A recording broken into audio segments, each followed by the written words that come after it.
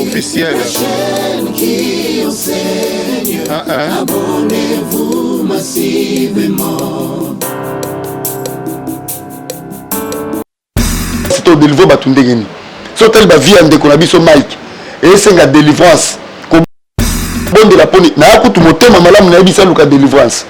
Que batu musoso ba bisa ya longba kuna lekisi boyebo. Na bisa luka délivrance. Papa spirituel ka 15 ans le papa ka 15 ans a rétablir ko rétablir te mais so mutaza posséder. A recommencer ka makambo wana. Ko rétablir les problèmes te mutu te aza contre Mike Kalambai. Nape naza contre eti ya momu kenza mba pesanga pe akoyi kolanda ekoyi pe kosunga ye amitala mizongisa parce que soki mutu aza délivré te ata lelo ba rétablir yo eloko wana ekoya kobeta so koleka makasi. Musicien na biso pe mboka na biso na kombo ya Kofi batundaki soki na semaine okenda pe église aba ok église te parce que bino ba pasteur soboki ba retraite bakona bimana basi ya bato au moins la pasteur akenda na moustiquaire otala bona moi sa bato. Est-ce qu'il y a dessus des pasteurs basala makambo na ba retraite? Mais bon, au moins mutu loka Kofi respect na papa Kofi Olomide sur le belo ka bongo c'est très dangereux. Ayebi ba faux pasteur. Il n'a pas de propos dans le bas sur les amoutous X à côté de l'anna pour faire un salaire recours pensant. Il y a des choses à Zoloba na koyi kopé ça n'a raison parce que ba ventiler l'équipe na serviteur de Dieu oh bazaki na visibilité à ma casse. En tout cas na so biso mon frère makambo wa pasteur ba Moïse Mbi ba Marcelo oyebi soki au vandi au discerner bien. Batouana bazozwa gloire makasi likolo ya kombo ya Jésus-Christ. Au lieu kombo ya Jésus-Christ ezala élevé mais bango ba kombo na bango komiko mata makasi plus que bato parler na bango koleka kombo ya Jésus-Christ. C'est très dangereux. Ça dit quoi internet quand yeto succès na bango ndi. Moi je me pose aussi des questions. Est-ce que bato yo ezala ba condition moko te bazwa oyo zo sala que à chaque fois il faut parler de base. Mesdames et messieurs, fidèles internautes, heureux de savoir, vous êtes nombreux à suivre cette belle émission Mozino à travers notre chaîne habituelle. Merci parce que vous pouvez sans confiance dans la liboso na bino, kota madame na bino sans kobet ta porte parce que bolinganga tellement na mona à travers ba commenter et puis ba partage na bino puis ba appeler ça là vraiment bien. Émission lelo vraiment va parler vraiment de tout sauf de rien parce que na yami oyo à la bouche de l'Éternel au babé en évangéliste Michel et Kouchou et c'est là puis to kobeta ni mo masolo spirituel puis to kota na actualité c'est mon poteza et c'est là pasteur avec un évangéliste il va nous parler de tout aussi que les gens disent tout bas avant la passer le d'abord un grand merci à l'équipe technique nanga wapi tout travailler bon mozindo wana benti un grand merci à l'homme selon mon cœur Jérémy Mboma derrière la caméra pourquoi pas mon cordon lumière Mboma merci na yemoko maman Mboye pourquoi pas un grand merci na Lekechu Panda Mobala Pembe merci na passer un grand merci na Gilles les maires na Norvège Joanna na passer un grand merci na États-Unis wana mon restaurant Yolo Ezo Marshall Souvé wana les États-Unis wana Mobala Pembe déjà to fête anniversaire merci na yemoko papa Pacheko na kata France wana Paris merci na bino nyonso balandi ba maman tout na Belgique ba maman tout na Katia France mais ça n'a pas sans confiance mais c'est Bino il est avec moi Michel Kouchou évangéliste na ini to solo là que je dis déjà bonjour et bienvenue. Bonjour journaliste. Première fois na yambayo en plus d'abord merci nous honorer invitation na koya d'abord un mot na batu balandao qui est évangéliste Michel Kouchou. Merci beaucoup. Je suis l'évangéliste Michel Ekouchou, visionnaire de l'église MED, mission évangélique et de la délivrance. L'église est située dans la commune de Ngaliema, quartier Kamunganga, avenue Diantela numéro 14. Wapesika na osa musala nzambe, bureau ezaliwana, église ezaliwana. Nous sommes des serviteurs de Dieu actifs. Kezate tozaka na ba réseau non. Nazo kamba une grande communauté vigieuse à Mounene. Et puis mission particulière que s'appelle la délivrance. Voilà. Donc tout bon de la rapport na baka, bato bazala ba problème spirituel. Donc les mission makasi ko la pesinga.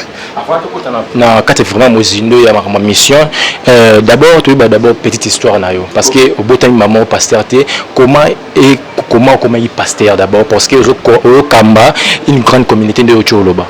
Merci beaucoup. Ça fait au moins 20 ans depuis Nayamba Jésus-Christ par rapport à mon âge. alors nazaka footballeur mais nzamba zonga na robeta balle. Et puis depuis na yambaye ça fait 20 ans depuis 2002 na saleli nzambe frère dans l'année pe ba service à ba délivrance parce que koyamba Jésus-Christ ils ont ma bête Bible lobby en tous ceux qui l'ont reçu il leur a donné le pouvoir de devenir enfants de Dieu. Mot de devenir de ngela kokoma mwana nzambe donc pour koma mwana nzambe ezala ba procédure eza mutu so yambi Jésus-Christ malgré so sambela mais bilo mike tikalaka yango Bible lobby de devenir. Donc de devenir un enfant de Dieu, il faut que la procédure ya kolongola kabilo ka mike o tikalaka la ba vie ya ba chrétien. Au Bible lobby muto yambi Jésus akomi kela mwasika makamu nyonso ya kaleke nyonso komi ya sika metangu muto ayambi Jésus mais quelque part vie ezo ala ba combat cela montre que muto il faut alanda siko procédure ya délivrance. Donc au moins la kati ya muto on retrouver ba lien ba réclamation ba condamnation ba lois établies ou était les maka na ba famille et ko bando frapper siko via muto na po amener vie moko calme na Yesu. Donc nga sikoyo na ba 2002 ton ayambi Jésus na bandi ko saela nzambe ti na ba 2007 nde grâce na ngai cause l'évangéliste ministère na ngai ko monana il fallait encore na évoluer ndambuti na 2010 ba ko consacrer comme évangéliste et pas père spirituel. Voilà, ça veut dire déjà poser un père spirituel lundi le colo ndi baba père spirituel na commission pasteur. Oui non nzambe mutu aponaka biso wuta libuma na biso mais pour ça la musala nzambe il faut ba pambolo ba tia maboko. Vous comprenez? Samuel a qui appelle Yanzambi. Samuel. Sotangi 1 Samuel chapitre 3. Au moins la commande Zamba zobenga Samuel. Mais Samuel a toujours dans quatre églises. Donc mon Nzambe zoya abane ko ebate ki Nzambe muto benga. So Nzamba bengi a surtout qui pas Eli. Est-ce que benginga Eli a ko bisetenga na bengioti. Si jusqu'à ce que tango ko zonga pas Eli pour la troisième fois Eli a bisié. So qui mungo mwana bengi yo ba répondaka boy. Donc pour vous montrer que pour na ministère, il faut un père à établir yo tala ndenge ni ko sa musala nzambe boye. Oko ko sa musala nzambe na ndenge na ote, il faut ba établir yo et pas ba paka. Moto à comprendre à moni grâce à katina consacré aux évangélistes ou aux pasteurs ou ko sa musala nzambe, il y aura pas de problème de consommation. Ba chantre minga beti 3-4 chansons et eu succès directement comme pasteur. Nzambe di bangote. Bible lobby na Romains chapitre 12 verset 7. Mon frère, tozonga la parole de Dieu. Bible lobby que mutu il faut s'attacher na grâce au Nzamba pesier. Ceux qui osent appeler ya ko enseigner tikala na enseignement. Ceux qui osent appeler à ko louer, ko adorer Nzamba tikala na yango. Bon, ngai Nzamba benga tant qu'évangéliste, le l'autre ebanit. Après 6 mois oye na komi chantre, o tanga la classe ni. Bato nyonso monaka wana abande koyembela nzambe bakomi lelo ba pasteur batongi l'église il faut que tout na bon question c'est makambo ça là est-ce qu'ils ont vraiment appel il y a nzambe de sentiment ndebe bango bongo et oui yango moni lelo makambo nzambe na Congo ezo père d'évangile et père de puissance mais lelo za na ba kombo o za ba grand nom na kata mboka na biso bazaki ba chantre bongo ba pasteur mais neti nani ba grand nom na makambo nzambe grand zalakati Bazalaka ba chante bako ba pasteur. Je vous dis Romains chapitre 12 verset 7 rattrapé bango. Mutu na mutu fois za la attaché na peine là. Tant vous avez appelé pour na ko adorer pour na ko louer Nzambe. Tu dois rester na ministère au Nzamba pesio. Soko tika ngo côté mususu le comme sentiment humain. Au moins être au simba mais avec le temps il y aura des conséquences. Yango moni la plupart ba anda ko yembela Nzambe ba komi ba pasteur ba conséquences aux dans ma casse parce que Nzamba zo mona na makambo na ti Nzamba zo mona na adoration mais yo mokomi si prédicateur. Komba ya koza la prédicateur na komba ya ko yembe kokaniti.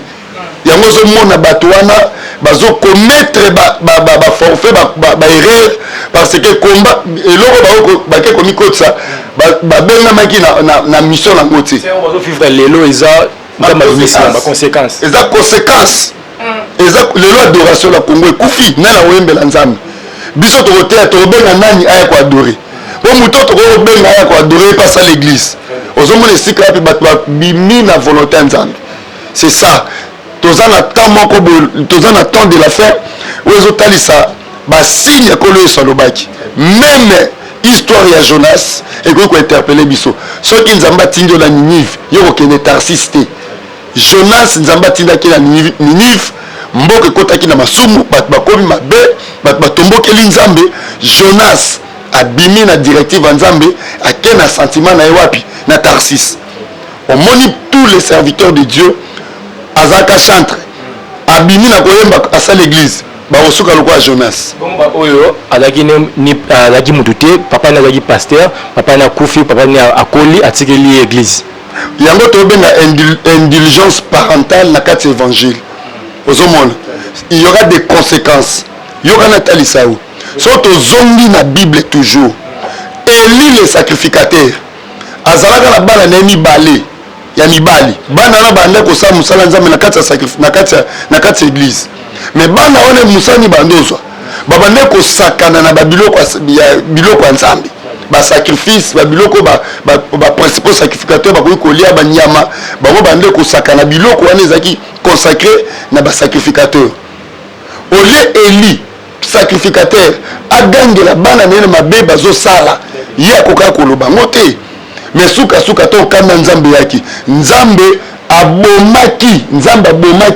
abomaki bana Eli le sacrificateur parce que bana wana ba ngeko sakana musala nzambe aujourd'hui ba papa ebele ba papa ebele ba sala nzambe o bazongo kotsa bana na musala nzambe si réellement mwana na zaki appelé ça va soki mwana zaki appelé ya ko remplacer au papa na musala na soki eza volonté nzambe ça va mais sur les par l'indulgence parentale il y aura des conséquences il y a notre hormone dans la suite des temps dans la communauté de la Kinshasa il y aura des morts il y aura des morts parce que je vous dis tala comment bana Eli basukaki basakanaki na musala ya nzambe bakufaki 1 Samuel chapitre 3 batana histoire wana très bien basakana makambo nzambe yango tozo senga lelo na bandeko nyonso bazala kati ya musala nzambe bosala ngona ba sentiment humain te parce que il y aura des conséquences graves même kokita na bana nayo. C'est très important. Il y aura des conséquences graves, mesdames et messieurs, fidèles internautes. Restez toujours branchés à suivre cette belle émission. C'est la ici, c'est que les gens disent tout bas. Évangéliste Michel et Kouchou. Évangéliste, toujours d'abord, quelle est la mission où nous avons appelé le Namsalanzam? Merci beaucoup. Mission Nzamba Pessinga d'abord est délivrance. Naï na moni na confinement na pessinga moi témoignage akala. Baï na mutali boma. Na bondeli pona ekolo Yesu Kristo abikisi ngai te mais nguya nzambo akitika tinanga moto azongi normal wana za ba démonstration o nzambo wala kisaki mission apesinga za délivrance na prier la kabaka grave récemment za ndeko moko na Belgique na Bruxelles basali divorce ya 5 ans na mobali abengaki nga na fin ya mois ya avril tant nazo bondela pone na téléphone avant le 20 mai, le 20 mai, nazo salela miracle nazo restaurer ma kamunaï. To comme le 15 mai, le 20, ça fait 5 jours passés. Ne connais pas bien nazo lela. Mobile qui mayo ba mona kata na nzela ba so na kate. Mobile ko fukama pe asenya mans alina sombele ba azo bonde la moi sina epé amona akuta na famille pour que à comprendre le que ça les mérite. La sœur a bien dans la zone azole la mais comment ceux qui sont serviteurs de Dieu à son bazali nandimio. Et ça va démonstration. Na moni makambo belé na kati mission nzamba pesinga. To rester toujours na ma démonstration mais les autres zomo na mingi batu bana na nzemba so lela. Ba ba passer bomo senga mbongo afa bosse la bonne délivrance. Ba passer bomo pesa batu mbongo po bolakisa na batu ke bosse la délivrance.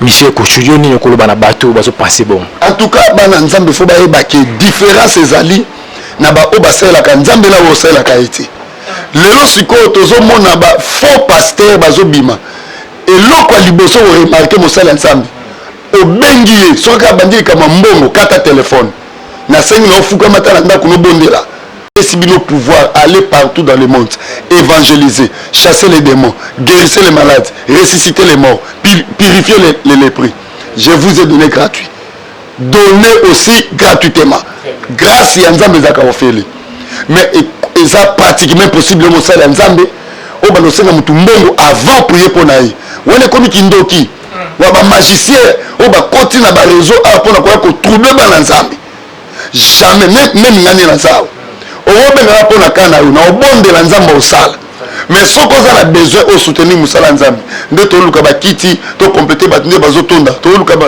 mo bilo ko bongisa église là c'est autre chose ko pesa action de grâce volontairement c'est autre chose mais ko banana ko senga mutumbongo wana eza bien te bible lobi amote non mo boyebi lelo ki ba ma kioni c'est ba côté belé côté belé ba c'est belé boyamba bango ba belé o ba baby si kombo à Jésus ba za pena succès il est au peu diaspora ka bango ndo ba benga batwana o mona ko vanda boy allo papa prophète ngali la bengi alenga $800 siko o bengi ngali supona nini po ozozo temps il y a pour discerner le mututi mon sœur nzambe il faut en écoute ozo kai malobezo bima est-ce qu'ils ont contribué est-ce qu'ils ont localisé problème ya vie na yo c'est ça la parole de Dieu un homme de Dieu tant azo loba il faut comprendre que azo bimisa ba révélation per vie na yo mais lelo ozo mona mutu eka abona TV somba lilala luka feuille de laurier luka mungwa salabo yopo ozui wala eza pratique moko ya kinganga kindoki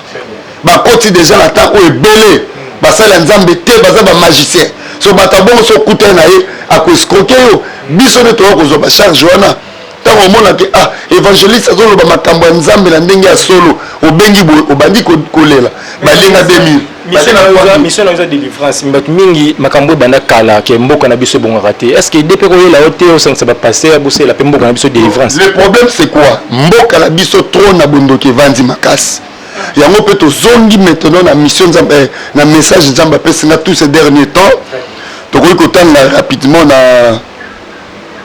Apocalypse chapitre 2 verset 13 Bible lobi je sais où tu demeures je sais que là est le trône de Satan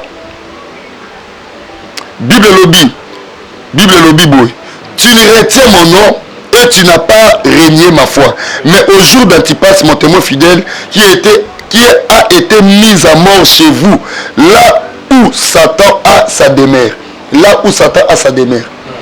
donc tant dans le bébé trône ba demeure il y a diable trône il y a Satan sur les alliés on va remarquer premièrement l'esprit des morts dans quatre famille même la quatre mboka net na mboka la biso RDC trône il y a diable vandi et telemi nanu ba déloger ngoti nyonso tokosala na mboko soki to déloger trône ya Satan te changement kozala te bokoyina ba président bokoyina ba konza mboka parce que eza eloko moko evandi na mboka eza installé c'est le trône du diable ba président ba innocent makambo Congo eza spirituel même na ba famille parce que Bible lobi je sais où tu demeures là où est le trône du diable et si ka trône ya diable ezali na kati ya mabota boko remarquer esprit de mort boko remarquer batu bako souffrir batu bako fungwa te blocage pauvreté esprit de mort est partout même na poto même na blanc de mort est partout mais na poto soko kei au monde ba vieillard ebele koleka na Congo aujourd'hui na Congo nous remarquons que ba jeune ebele ba kufa koleka ba mikolo vice versa parce que trône ya bondo qui sont vendus na kati ya famille Bible lobi bien Antipas mon témoin fidèle awanga na ekondima nzambe tazaki témoin nzambe mais akufa ki wapi Bible lobi mon témoin fidèle qui a été mis à mort chez vous là où Satan a sa demeure donc eza na bato penza za mwana nzambe lokola bimi na kati ya famille au trône kindoki ezali soki a négligé vie de prière bakoki koleka ye yango ozomona bafamille eza na trône na kindoki bato bakobala na pasi bato bakosisa baklasse na pasi bato bakosala mbongo na pasi oyo kolinga atelemisa mutu trône wana ekoreklame mpe kolongola ye na mokili ezali basigne ya trône ya kindoki soyo ezali badivorce oyo bando ozala na bafamille bato bakovivre na bamvutema bacontradiction moto akosala likambo mais akokóma nango na suka te fe kufa okobanda likambo bien ekokende kaka oremarke sika trône ya diable ezali bokauki ezalaka napesi exemple na bible Naomi azalaki na Bethléem maison du pain na mobali na Elimeleki mwa nzala ya moke ezali ole bazala patient babite to bima na Bethléem babimi bake koluka demeure wapi na Moab or Moab ezali mboka moko ya malédiction. Naomi a commis na Moab, na mobali na ba nyonso mibale. Bible lobi avec quelque temps mobali na kufi. To bazali na Bethléem mobali akufa vite. Mais to ba comme na Moab mobali akufi. Après 10 ans, bana ne mibale bakufi. Abimaki na makambu mais atika maboko pamba. Eza na bandwa mususu mwa na nzambe ko tia makolote. Ba place le quoi ba Moab. Oya ki bien mais nyonso yo tikali kuno zo maboko pamba. Okuta mobali mususu eza batu mususu balatsa ba tona kindoki. Okuta mobali wana dépôt bimana e atikelo makambu na nzoto. Okomo sati ba biloko etambo na nzoto. Parce que mutu mwa zo tambo la vie na za na tona kindoki. Tona skis. Moi so kuta na mobali ya bongo. Akomele étoile na yo depuis akenda ba mibali nyonso bakoya sima na ye. Okomona mutu moko ta ko sepeno pa bala yo. Et c'est la délivrance ko déloger force wana. Moi si muso na trona kindoki kati na ye. Okokuta na ye mobali ozaki na ba faire ba copie makambo belé depuis kuta na mona mosa nyonso amela yo. Aza lokola Moabe. Donc esika wana so okei nyonso ya vie faut ça ni ekufa. Soko bimi la famille eza ba terrain lokola ba Moab. Okuta bokauki na kati ya famille wana.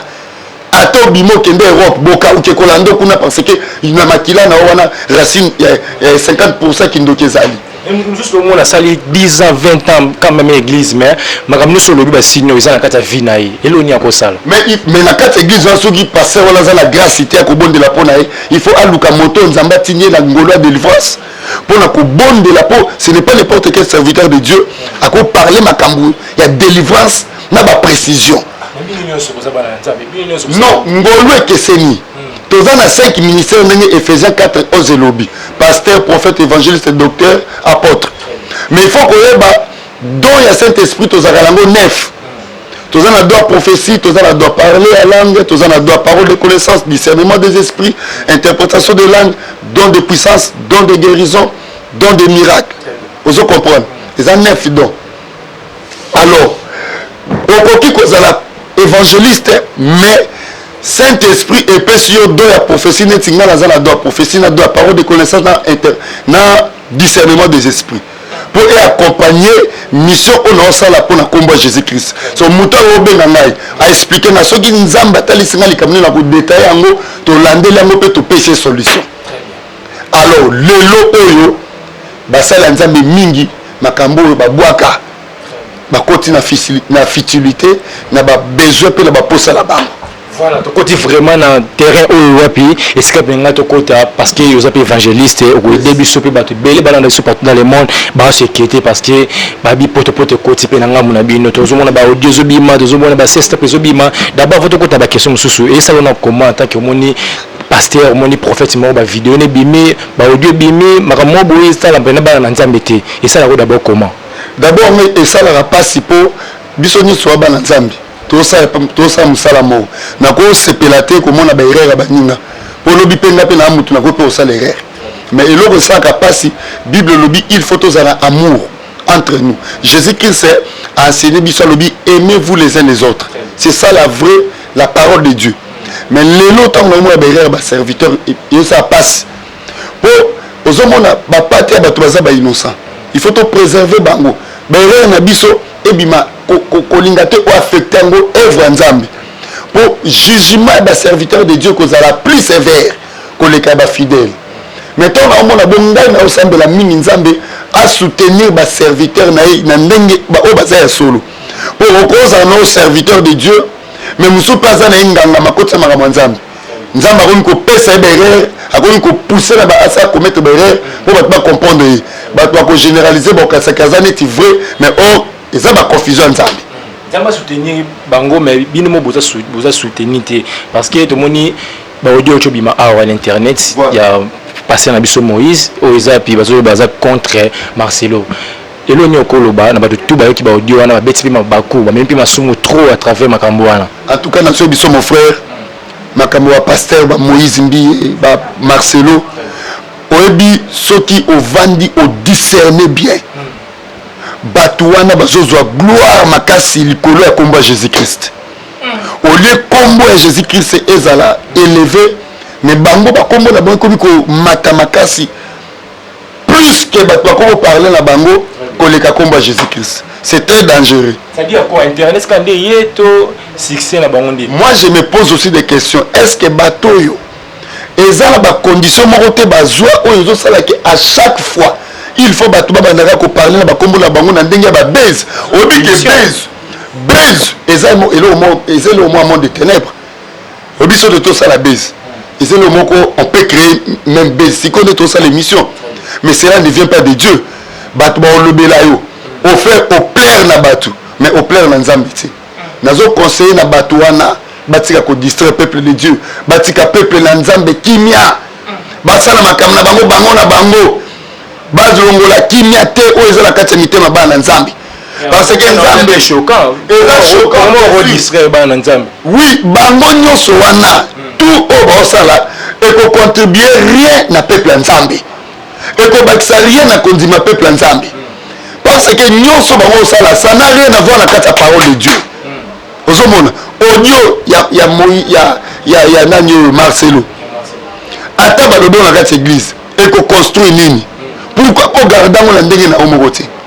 Ko affecter peuple nzambe. Ba peuple bazala ba problème, bazala banzala, bazala ba combat, bitumba ya butu, bitumba ya bandoke ba famille, ba réclamation, ba l'église ole ba te bango Jésus pour kangolama. Mais ba komi ko yoka audio ne comme ma délivrance, est-ce que Dieu ne ma guérison, est-ce que Dieu ne fonga ba porte, il y a ba fidèle ou bien e ko bomba konzima na bango. Mais comment il tourner kaka Mike, Moïse, Marcelo, 5 2000 si Mike Kalambai. Marcelo, Francis, nani Moïse, 5 kombo wana. Si Azavie na biso, nzamba temps présent. Vous comprenez? Ato tondi saka ba stade, temps présent. Relation ni nous avons nzamba. Nzamba temps présent frère na ngai. Na lobi bien, ato tondi saka ba martyr. Nzamba temps présent. Yango Bible lobi les derniers seront les premiers. Les premiers seront les derniers. Peut-être il y a ton stade mais on zamba ko ten saluer ko sala plus que obango basala na contredire bangote na lobby o ezali liloba na nzambe. Les premiers seront les derniers. Dès que moni passer na biso Mike après ba bloc wana to moni passer quand 15 à venir visiter non dirait ka ya otanga bino bo soutenir moninga na bino te ya très ba prévélier belia ba Mike Kalamba il faut ba loka délivrance. Je vous dis la vérité, il y a délivré au sein de l'Anzambe, aux affranchis. Il y a des serviteurs de Dieu non délivrés, des pasteurs non délivrés, des prophètes non délivrés, des évangélistes non délivrés. Un homme de Dieu pour ça l'Anzambe bien, il faut passer la délivrance. Mon frère, que ça la délivrance est. Nous avons fait l'Anzambe, nous avons masturbation. Nous avons fait l'Anzambe, nous avons mongulu. Makambo belé o nzamba longolanga parce que peut-être mutu sola nanga yo ko bondela pona mutu nzamba sala oni et lo nini eza comme délivrance o nzamba sala pona o sunga mutu aza possédé vous comprenez nazala ba femme de nuit bakenda api kolo yeso kangola ngai de mutu pa ko kutana kawana na bondela pona parce que la Bible dit on donne ce qu'on a. Alors yo za espérance à délivrance c'est au délivrer batundengeni so tel ba vie ande ko na biso Mike et c'est la délivrance ko bonde la poni na akutu motema malamu na yebisa luka délivrance ke batu musoso ba yebisa ya longba kuna lekisi boyebo nga na yebisa luka délivrance papa spirituel ka 15 ans lobi papa ka 15 ans a rétablir yete mais so mutaza posséder a ko recommencer ka makambo wana ko rétablir les problèmes te mutu te aza contre Mike Kalambai ngape naza contre yete ya mo mukenza mba pesa pe ko landa ko pe ko sunga e amitala mizongisa parce que soki mutu aza délivré te ata lelo ba rétablir yo et lo connaît quoi ko bête soko le kamakasi. Donc na conseiller na ye aluka basali nzambe oba aye pa na ngai te mais ba oba sambelaka ba la grâce à délivrance ba poser ma boba bengala esprit à réclamation dans la vinaille ezo sala bon makasi esprit à réclamation. Voilà, le message est passé, Naïbi qui a Rolanda, émission parce qu'ils ont tellement suivi. Mesdames et messieurs fidèles internautes, lentement sûrement, donc il y a émission, émission et vous allez vraiment suivre parce qu'on va dire tout aussi, les gens disent tout bas. Évangéliste Salobi, encore le bas. Avant aussi cette émission, on a retourné une question parce qu'il y en a qui musicien na biso pe mboka na biso na kombo ya Kofi batuna ki ceux qui na semaine ok na pe église aba ok église te parce que bino ba pasteur soboki ba retraite pour que na bimana basi ya bato au moins la pasteur akena na moustiquaire otala bona moi sa bato est-ce qu'il y a dessus des pasteurs basala makambo na ba retraite? Mais bon, au moins tu l'auras Kofi respect na papa Kofi Olomide. Sur le bélo bongo, c'est très dangereux. Il a yebi ba faux pasteur. Il n'a pas de propos dans le bas sur les amutu X à côté de la pour faire ça la recours panzan. Il y a des choses à Zoloba na koui kopé ça n'a raison parce que ba ventir l'équipe ni ba serviteur de Dieu ou bazaki na visibilité à ma casse. Spirituellement. Mais oui, Azan a raison au parce que Moutaloba pas mbatté. Moutaloba pas mbatté. Tant au moins Moutalogo la Kofi avant nanda koulé pasteur à terre à nanda koulé rendre des visites. C'est pas à nous d'aller vers eux, c'est à eux de venir vers nous. Mais oui. Bon, que Luka Fali, ceux qui ont volontaire, nous avons qui étaient à bon la motema. Là, ils ont problème. Pour nous avons qui pour la batomabi. Mais ce moment où nous avons confié comme il faut corriger, que nous avons qu'il y a l'église. Parce que son ils ont serviteur de Dieu non délivré, même son na carte évangile. Ba erreur na bango ndezo sala ke batu loko ba kofi bandu bimisa ba propos ya boy. Jamais. Dans l'ordre des serviteurs de Dieu non délivrés, c'est avec raison. David, l'homme est selon le cœur de Dieu. Ce qui via David, a une impudicité katinai. Moïse, a sal musala nzambe kitoko, mais lien à Kande Kangi à kota terre promisité. Baza ebele na ko citer Léo na kati Bible. Ba o basela kinzembe basaki na ba lien na banzoto na bango et tumisaki bango. Mutu loko Gédéon, o nzamba bengi Jéribal, vaillant héros, mazaki na lien impudicité. Makamboise belé o na basali ya nzambe esenga baleka délivrance. Ngai yo avana sala nzambe na leka la délivrance. Et tant eza muke mais nga na lobelo makambo belé o ko lo bimisa na vie nanga o lelo o so na déclarer pour na mutu nzambe pas zo sala pas zo mona ki o eza malamu kati nanga esengeli ezala transmissible na peuple na. Voilà, merci nous honorer invitation na biso o komina kuna yo seul tant honorer yamba yo ba doit retenir ni na passage na yo na émission kitoko boy. Et lo ko na senga ndalinga ko yambisaka batukolo Yesu. Peut-être ndeko mo azola nango tikala ko yamba Jésus Christ était aux aliboso TV nous même na téléphone na yo kanga misu répéter simananga Seigneur Jésus Christ na fungoli motema na ngai na yambi lo kwa mokonzi pe mobikisi na ngai limbisa masumu na ngai koma kombo na nga na livre de vie libela na libela na kombo Jésus Christ amen. Amen. Mesdames et messieurs, na bandeko bakope ko s'abonner na chaîne na biso bo taper na YouTube évangéliste Ekuchu TV au monde na photo nanga bo s'abonner massivement naza besoin bo soutenir na bi que les Zimbabwe ko tchabiso coup de pouce Congo les Zimbabwe TV ko tchabiso pe coup de pouce pour ndebo je crois to redémarrer na biso la moni na o senti kat na nzamba zo bisanga makambo bien pour na yo sala musalo ke musika au voyager na moni élévation 2023 ti ici là na moni ko voyager nzambe na ofungwelo porte na moni étoile vraiment ya bien aux appeler lo kwa nzambe malgré kombeza makasi la famille na bino mais nzambe zo bisanga ko tombola yo. Voilà, mesdames et messieurs, fidèles internautes, vous êtes nombreux à suivre cette belle émission. Numéro et évangéliste Ezawana. S'il y a des problèmes, si vous sur le lobby à toucher, que hésitez à bien ou soit contacter le numéro Nabiso Ezawana, vous avez toujours les bienvenus à Koyamba. Merci mesdames et messieurs parce que vous pouvez avoir confiance, il y a qu'à s'abonner et puis qu'à l'émission Oyebanité Souka. Merci Nawadana c'est ma caméra, j'ai un projet, j'ai un moment. Merci na maman Boyo. Maman Oyazarana Mouté, maman Lamou, merci na Matina Mboyo, pourquoi pas maman Lina Mboyo, merci na Yemoko Cordon Lumière Mboyo, merci na Binios Bolande Mission Tokutani Mbalo Koya, ciao.